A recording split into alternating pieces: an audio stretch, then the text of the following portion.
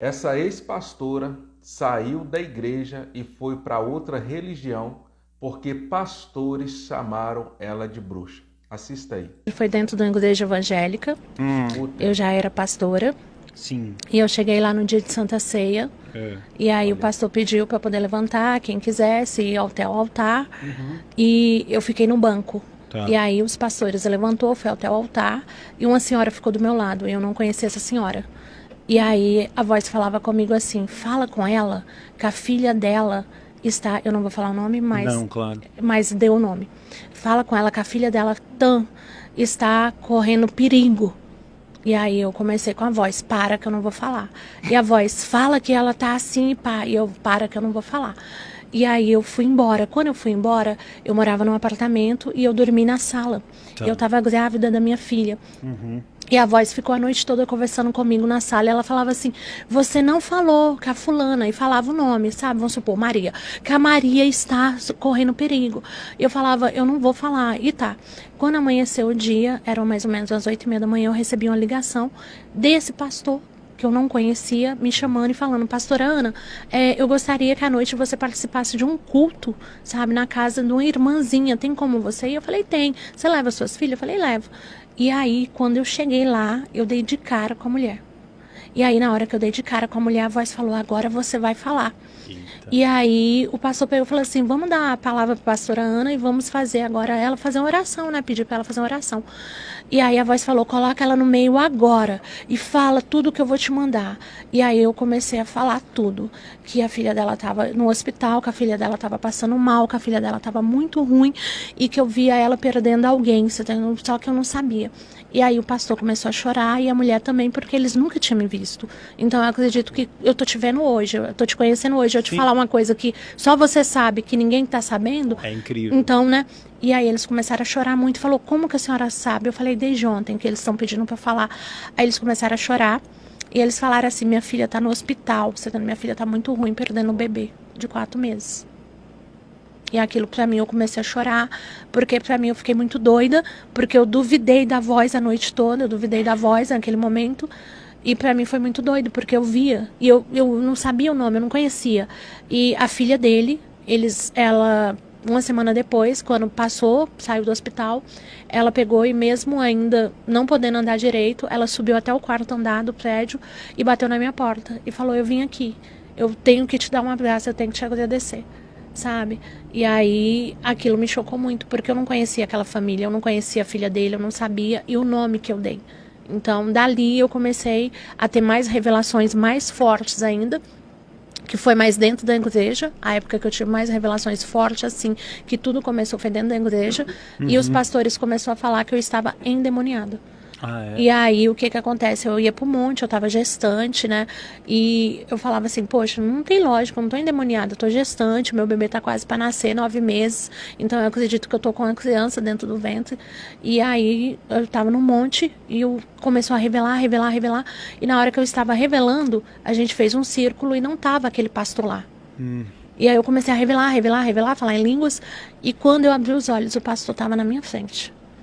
E isso foi na sexta. No domingo de manhã o pastor pediu perdão a toda a igreja e falou que estava pecando realmente, que infelizmente ele estava deixando o cargo e tudo, porque ele e a esposa estavam vivendo em quarto separado há muito tempo, e ele estava tendo uma relação com uma missionária. E aquilo para mim foi muito chocante, porque eu não sabia, é o que eu tô te falando, eu revelar uma coisa que eu não sei, que é íntimo teu. E aí foi quando um dos pastores começou a me chamar, sendo de bruxa, a falar que eu estava muito endemoniada. E aí eu falei: olha, se eu estou na igreja, e se nós temos aqui hoje 9 pastores, foi no dia de Santa Ceia, e os pastores se reúnem tudo no dia de Santa Ceia. Eu falei: então eu dou a oportunidade agora de me ajoelhar, de vocês expulsar, porque Deus fala que vocês expulsam demônio, sabe? Então vocês têm que expulsar. E eles: não, que isso, pastora Ana, fica calma. E naquele momento eu comecei a buscar e ter que me achar. Lá não era mais o meu lugar. Sim. Lá não era mais o meu lugar. Tá. As pessoas entravam, eu via uma senhora com câncer, eu comecei a ver uma senhora passando mal, eu vi uma pessoa morrendo, ela morreu. Então, assim, lá não era mais o meu lugar. Aí eu me busquei dentro do espiritismo, só que eu gosto de acender muita vela. Eu gosto do cheiro de vela, eu gosto de acender vela. Espiritismo não pode. E aí aquilo ali, Allan Kardec não. E aí aquilo ali não me encontrava, não achava comigo, sabe? Eu falava, isso não é meu, isso não é pra mim. Aí foi quando surgiu a avó. E aí, irmãos, o que ela tem é demônio ou é um dom, não é? Eu quero falar aqui algo aqui da parte de Deus para vocês. O que tem matado a fé das pessoas hoje, infelizmente, são as igrejas evangélicas. Olha o que aconteceu com essa mulher aí. Ela tinha um dom, ou tem ainda, não sei. E se fosse demônio, qual que seria o papel da igreja? Era cuidar dessa irmã, era trabalhar na libertação dela. Não é fazer aquilo que esses pastores fizeram aí, não. Chamou ela de bruxa, chamou ela de endemoniada. Isso, infelizmente, acabou com ela e ela foi procurar outra religião.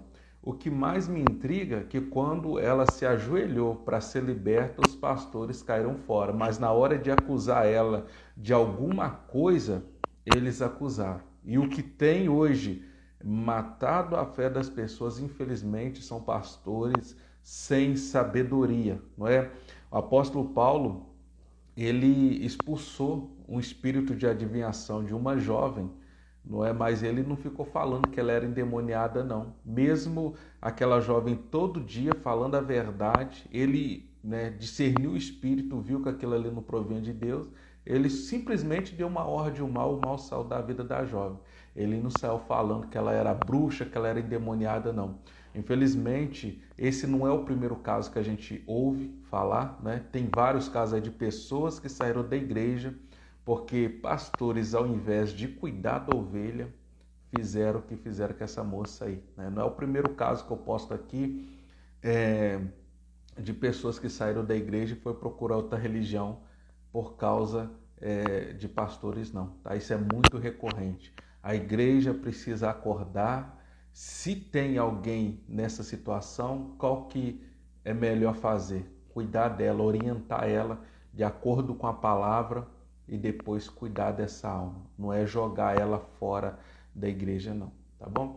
Irmãos, que esse vídeo aqui sirva de um alerta para a vida de muitos que talvez esteja passando por essa situação, né?